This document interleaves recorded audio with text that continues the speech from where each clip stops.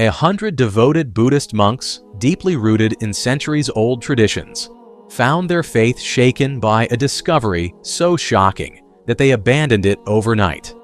What they witnessed was undeniable, leaving them no choice but to embrace Islam.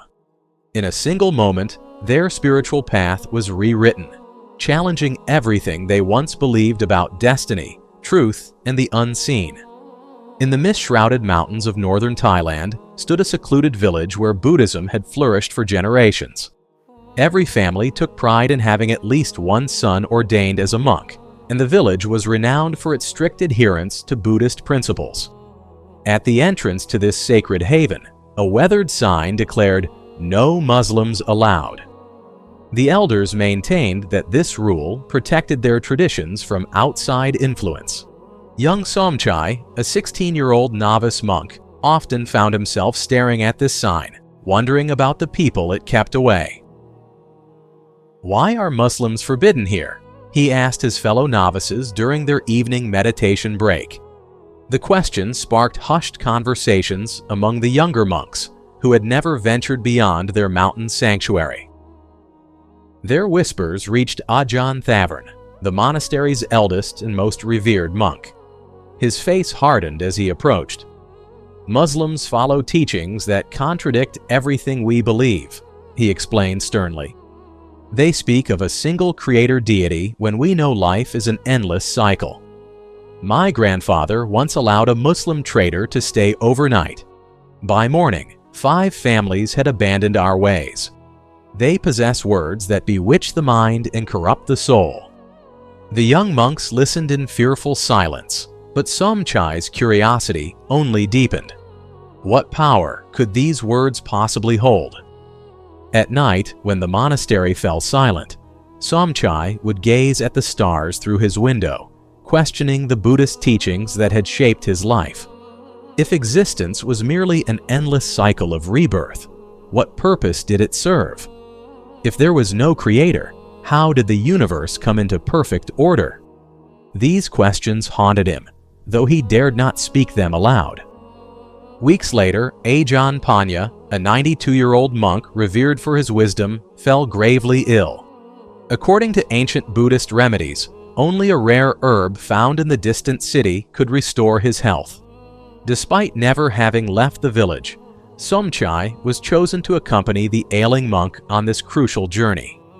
The bustling city overwhelmed Somchai's senses. The crowds, the noise, the endless variety of people living harmoniously despite their differences.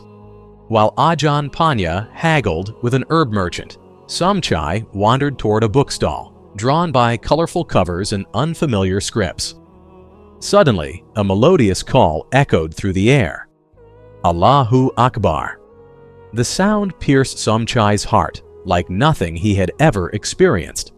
Without thinking, he followed the sound to its source. A modest mosque where people gathered in perfect rows, moving in synchronized prostration. "What form of meditation is this?" Somchai whispered, mesmerized by the peaceful unity before him. A kind-faced man noticed his fascination.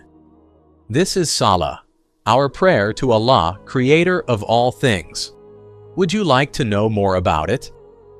Somchai's teachings warned against such encounters, but something in the man's gentle demeanor calmed his fears. "We are taught that Muslims use sorcery to convert others," he admitted hesitantly. The man smiled. "The only magic in Islam is the truth it carries." Here, he handed Somchai a small book. "Read this with an open heart, and you will find answers, not spells." Concealing the book beneath his robes, Somchai rejoined Ajahn Panya. On the return journey, while the elderly monk slept, Somchai cautiously opened the book titled Understanding Islam. Each page revealed concepts both foreign and strangely familiar: the oneness of Allah, the purpose of creation, the final judgment. These teachings provided clarity to questions that Buddhism had left unanswered in Somchai's mind. Back at the monastery, Somchai shared his discovery with 4 trusted friends. Night after night, they gathered secretly to read the Islamic texts. Buddhism teaches us to find peace within ourselves, Somchai reflected, but Islam connects us to something greater, a divine purpose. As their studies deepened, an unusual drought struck the region. For 3 months, not a drop of rain fell. Crops withered in the fields, and the village's water supply dwindled dangerously. The senior monks organized elaborate ceremonies, chanting day and night for Buddha's intervention, but the skies remained clear and merciless. Somchai and his friends continued their secret study of the Quran, finding comfort in verses about Allah's mercy and providence. One night, they came across Surah Ar-Ra'd, which spoke of rain as a sign of divine blessing. Moved by these words, they ventured to a secluded clearing in the forest and performed the Islamic prayer for rain, Salat al-Istisqa, as described in their books. "We have nothing to lose," Somchai told his companions. "If Allah is truly the creator of all things, perhaps He will answer our sincere prayers." The following morning, clouds gathered over the parched village for the first time in months. By midday, gentle rain began to fall, continuing steadily for 3 days, replenishing the fields and reservoirs. The villagers rejoiced, attributing this blessing to their Buddhist rituals. But Somchai and his friends exchanged knowing glances. This coincidence deepened their faith and emboldened their resolve to learn more about Islam. Their clandestine studies continued for months until one evening, Ajahn Wikai, a middle-aged monk known for his strict enforcement of rules, discovered them reading Quranic verses. Instead of reporting them immediately, curiosity compelled him to ask, "What is it about these teachings that captivates you so?" Somchai offered him the Quran. "Read just one chapter, venerable teacher. If you find nothing of value, we will accept whatever punishment you decree." To everyone's surprise, Ajahn Wikai agreed. The following day, instead of condemnation, he returned with questions. "These words, they speak directly to the soul. How can this be?" "We believe it is because they come from the Creator Himself," Somchai explained. "The Quran claims to be Allah's direct speech, preserved perfectly since it was revealed." Intrigued, Ajahn Wikai began joining their secret gatherings. His participation lent legitimacy to their explorations and soon attracted other monks seeking deeper understanding. They discussed philosophical questions that had long troubled them. Why do we exist? What happens after death? What is the purpose of suffering? Islam offered perspectives that resonated deeply with them, that life was a test, that good and evil had meaning, that human existence was no accident but a divine plan. These concepts filled gaps that decades of Buddhist practice had left empty. Over the following weeks, more monks joined their discussions. Word spread throughout the monastery, reaching even the most dedicated Buddhist practitioners. Some reacted with anger, others with intrigue. The village became divided between those clinging to tradition and those drawn to the new teachings. When Ajahn Thavorn finally learned of these developments, he was furious. "Somchai has betrayed our ways. He must be expelled from the monastery." But before action could be taken, an extraordinary event occurred that would transform the entire village. During the peak of monsoon season, unprecedented rains caused a massive landslide threatening to destroy the village.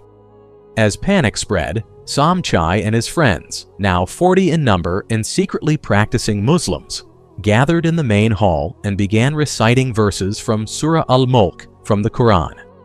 As they recited, witnesses described seeing a soft light emanating from the Quranic text, spreading upward toward the heavens. Within moments, the rain ceased and the earth stabilized. The landslide halted mere meters from the first houses. Ajahn Thavorn, who had witnessed everything, approached Somchai with trembling hands. "What prayer has such power?" he asked. "It is not the prayer that has power," Somchai replied gently. "It is the one to whom we pray." That night, Ajahn Thavorn requested to read the Quran himself. For 7 days, he secluded himself in meditation. When he emerged, his countenance had completely changed. "For 80 years, I have sought enlightenment through self-discipline," he announced to the gathered villagers. "Yet in 1 week of reading the Quran, I have found more clarity than in all my decades of meditation." With tears streaming down his weathered face, the elderly monk pronounced the Shahada. "I bear witness that there is no deity worthy of worship except Allah, and I bear witness that Muhammad is his messenger." Yet not everyone accepted this change. A significant faction led by Ajahn Kitty, a respected elder who had trained under the same master as Thavorn, opposed the growing influence of Islam. "This is a betrayal of our ancestors and our traditions," he declared. "These foreign ideas have no place in our sacred village." The tension escalated when Kitty and his followers attempted to burn the Islamic books that had been collected by the converts. As they gathered in the monastery courtyard, preparing a bonfire, a freak storm erupted directly above them. Lightning struck a nearby tree, splitting it perfectly in half. One side fell harmlessly to the ground, while the other crashed down, narrowly missing the gathered monks, but destroying the unlit pyre of books. The incident divided the village further, with many seeing it as a divine warning, while others dismissed it as coincidence. Families were torn apart as fathers and sons. Brothers and uncles found themselves on opposite sides of the growing ideological divide. It was during this time of turmoil that a famous Buddhist scholar, Ajahn Mahapanya, known throughout Thailand for his debates against other religions, arrived at the village. He had heard rumors of the mass conversion and came to restore reason to the misguided monks.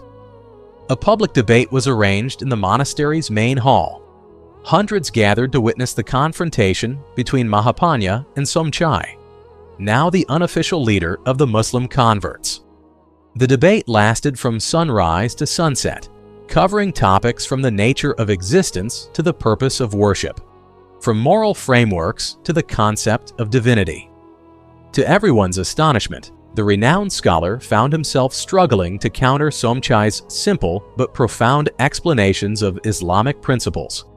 When Mahapanya cited Buddhist texts, Somchai respectfully acknowledged their wisdom, but demonstrated how the Quran addressed the same concepts with greater clarity and purpose.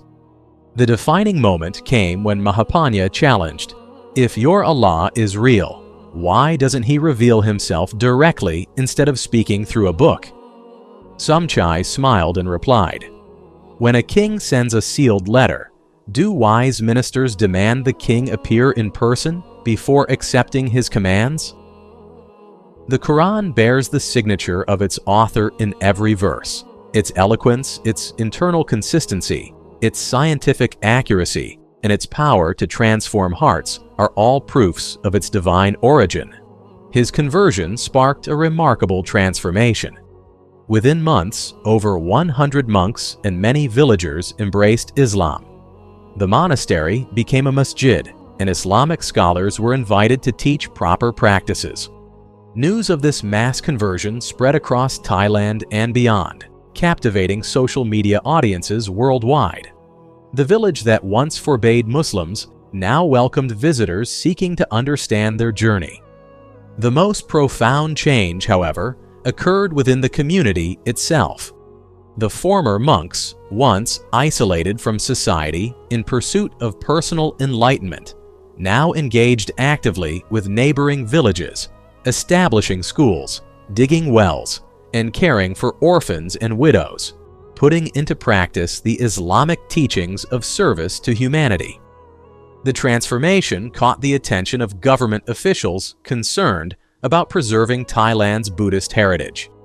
They sent representatives to investigate, expecting to find evidence of foreign manipulation or financial incentives behind the conversion. Instead, they found a community genuinely transformed by conviction, living harmoniously and contributing positively to the region. When asked by a skeptical official what had convinced him to abandon Buddhism after 60 years of dedicated practice, Ajahn Thavern, now known as Abdullah, replied, "Buddhism taught me to empty myself to find peace. Islam filled that emptiness with purpose. In seeking escape from suffering, I found instead a reason for living." 5 years after Somchai's fateful journey to the city, the village hosted an international gathering of converts to Islam from various religious backgrounds. Scholars, journalists, and curious observers came to witness the community that had become known as the Miracle Village. During this gathering, a violent earthquake shook the region, causing widespread damage to surrounding areas. Yet remarkably, not a single structure in the village suffered significant damage. Engineers who later surveyed the area were baffled, noting that by all scientific measures, the village should have been destroyed given its location near the earthquake's epicenter. This incident further cemented the villagers' belief in divine protection and attracted even more interest in their story. Somchai, now known as Ibrahim, often reflected on his path. "Allah guides whom He wills," he would say, recalling how a simple book had led to the transformation of an entire community. The miracle wasn't in spectacular displays, but in how the Quran spoke directly to our hearts, answering questions we didn't even know we had. Today, the sign at the village entrance has been replaced. Where it once warned Muslims away, it now carries a verse from the Quran. "And hold firmly to the rope of Allah altogether, and do not become divided." The village stands as testament to the power of divine guidance, once a bastion of Buddhism, now a beacon of Islamic faith, where the call to prayer echoes through the same mountains that once heard only the chants of Buddhist monks. Visitors to the village often ask Ibrahim if he regrets abandoning the traditions of his ancestors. His answer never varies. "We did not abandon our search for truth. We merely found it in an unexpected place. The journey matters less than the destination."